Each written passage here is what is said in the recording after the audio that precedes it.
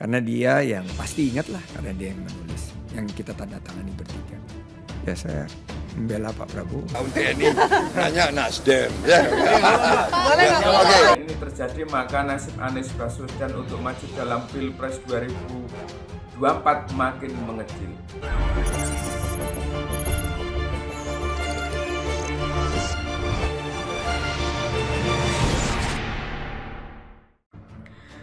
Dilema Anies di tahun 2024. Terikat perjanjian, jika tetap maju bakal disebut ingkar. Perjanjian antara Anies Baswedan dan Ketua Umum Partai Gerindra, Prabowo Subianto, tengah ramai diperbincangkan. Direktur Indo Strategy Research and Consulting, Arif Nurul Iman menilai perjanjian itu menjadi dilema untuk Anies. Untuk diketahui, perjanjian itu diungkap oleh Wakil Ketua Dewan Pembina Partai Gerindra, Sandiaga Uno. Dia menyebut perjanjian atau kesepakatan antara Prabowo Subianto dengan Anies Baswedan terkait pemilihan presiden atau pilpres. Sandiaga mengungkapkan hal itu saat menjadi tamu di akun YouTube Akbar Faisal seperti dilihat pada Minggu. Dalam video itu, Akbar Faisal bertanya soal beredarnya potongan video Anies bicara tak akan maju pilpres jika Prabowo juga maju sebagai capres. Hal itulah lantas yang disebut menjadi dilema bagi Anies. Jika Anies tetap maju di Pilpres 2024, maka publik akan menilainya ingkar janji. Terkait Prabowo Subianto yang juga maju, tentu sudah ada dua bakal capres yang memiliki parpol pendukung. Dalam konteks Anies dan Prabowo, ini tentu menimbulkan dilema bagi Anies karena ketika maju Pilkada DKI Jakarta diusung Gerindra. Selain saat ini yang tengah ramai di pembicaraan perjanjian Anies dengan Gerindra, bahwa Anies tidak akan menjadi lawan Prabowo, kata Arif kepada wartawan. Perjanjian ini potensial menimbulkan persepsi publik bahwa Anies ingkar janji pada Prabowo. Lanjutnya, perjanjian itu pun akan menjadi kendala bagi Anies secara etik. Publik menurut Arif akan menilai Anies politisi ambisius.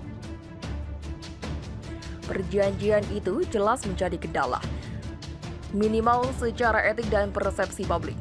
Secara etik, Anies ingkar janji pada janjinya dan persepsi publik potensial menuding Anies politisi yang ambisius, ucapnya.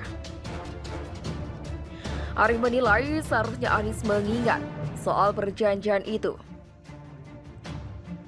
Sebab menurutnya, di berbagai kesempatan, Anies pernah menyebut tidak akan menjadikan Prabowo lawan politiknya. Apalagi Anies dalam berbagai kesempatan juga mengatakan tidak akan melawan promotornya Prabowo. Seharusnya Anies ingat soal itu, ucapnya. Sandiaga sebut perjanjian masih berlaku. Sandiaga mengaku hingga saat ini masih komitmen menjalankan perjanjian itu. Bagaimana dengan yang lain? Saya sih komit. Saya sampai saat ini karena saya tanda tangan itu. Komit dan mungkin yang lain bisa tanyakan, kata Sandiaga di Kompleks Istana Kepresidenan Jakarta Pusat pada Senin. Sandiaga menjelaskan perjanjian dengan Prabowo dan Anies itu ditekan pada September 2016 lalu, malam sebelum pendaftaran Pilgub DKI tahun 2017. Perjanjian itu, kata dia, ditekan di atas materai. Itu terkait Pilgub 2017. Malam itu kita tanda tangan sebelum kita mendaftar ke KPUD 2016 bulan September. Pungkasnya, perjanjian itu sih legal, ditandatangani bertiga dan seingat saya ada materinya, Ibu Sandiaga. Kendati demikian, Sandiaga enggan mengungkapkan isi perjanjian tersebut. Menurutnya, akan lebih